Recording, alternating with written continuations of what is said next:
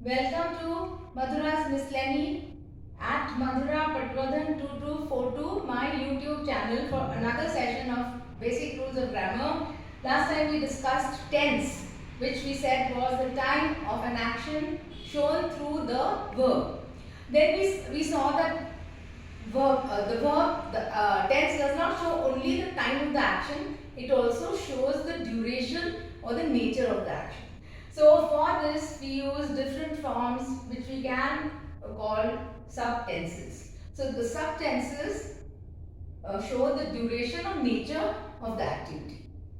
There are, according to this classification, we have four subtenses. One is a simple or indefinite tense, which is the basic tense form, which shows only time.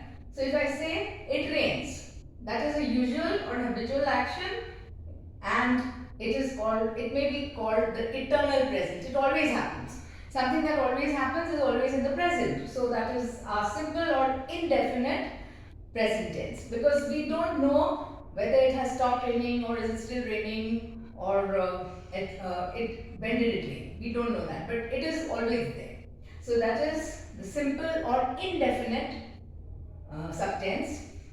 Now just compare it to the other subtense, which is called continuous or progressive. It implies the meaning of now. So only at the time of speaking about it or thinking about it, it is happening. So it is raining. So immediately we understand that it is raining now. Now this is the tense form which has the shortest duration. What did we see here? We saw that this is for all time or for a long duration, it's a usual, habitual, customary action. It is raining is only limited to now. So we don't know whether it will rain tomorrow, it rains always, we don't know that. So it is raining now.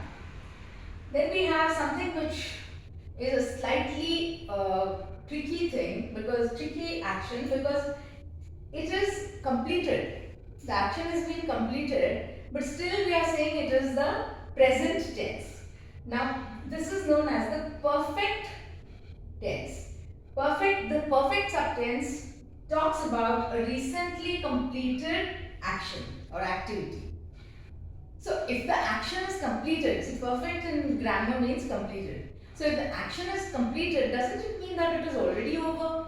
Then why are we considering it in the present? So it is no doubt over, but its effect is still being felt.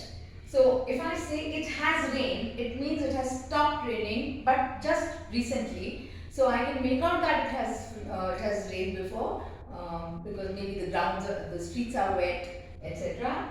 So it has rained over, but just recently.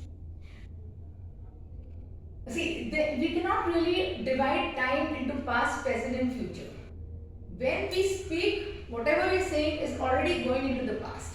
So it's very difficult to divide or compartmentalize time as present, past, future. That is why, for convenience, we are calling it the perfect tense, which means it refers to a recently completed activity. So it has rained. I have eaten dinner. So maybe I ate just now. I finished eating it just now. So I am not hungry anymore. And then we have the last subtense, which is the tense with the biggest duration. Okay, the biggest amount of time is shown by the fourth subtense, which is the combination tense of perfect and continuous tenses. It is called the perfect continuous tense. For example, it has been raining is the verb. Now, it has been raining covers the biggest quantity of time, or the longest duration. So it means that it started raining some time ago, it is raining still, and has not stopped, so it is going to go on into the future. So if I say it has been raining, generally I shall use it with some phrase which shows for how much time it has been raining. So it will be like since 4 o'clock, since noon. So this is the starting point. When did it start? If it is 6 o'clock now, it means 2 hours the action has been going on. So 2 hours of that action have been completed. So that is why it is a perfect tense. But since it has not stopped raining even now, it is also a continuous tense. So this is a perfect continuous tense. We generally use it, as I said, with some starting point of time. Since 4 o'clock, since noon, or we use it to show duration with for. For a long time, for some hours, for many days, etc. That will show us how much time it is going on. But we make a mistake. We always say since a long time. So since cannot be used to show the quantity of time that the action has taken. So since is always the starting time of the action. It is the point. It is not spread over like for. Now can we say from? Can I say it has been raining from? Now from generally is used to show a place from where something starts. From Delhi to Pune, and from is generally followed by to. So unless and until you know what time it is going to stop, you cannot use from to show the perfect continuous tense. It has been raining from 5 o'clock. You cannot. That is wrong. From 5 o'clock implies that you will say to something something. So it's better not to use from, better to use since if you are showing the starting point of that action, and for if you are going to show the quantity of time of that action. So that is all for now, and next time. Now here this is mostly the present subtenses that I have covered. Next time I shall be explaining the past tenses, subtenses format.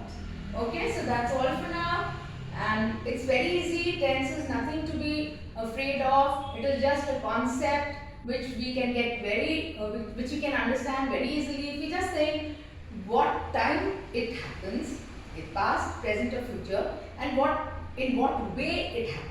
Over, just happening, has been happening for a long time, or we don't know but always happens. So that's all for now.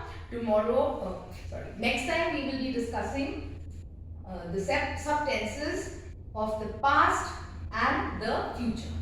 So thank you once again. Please do like, share and subscribe to my channel on YouTube called Madhura's Miscellany at Madhura Patwardhan 2242. Thank you.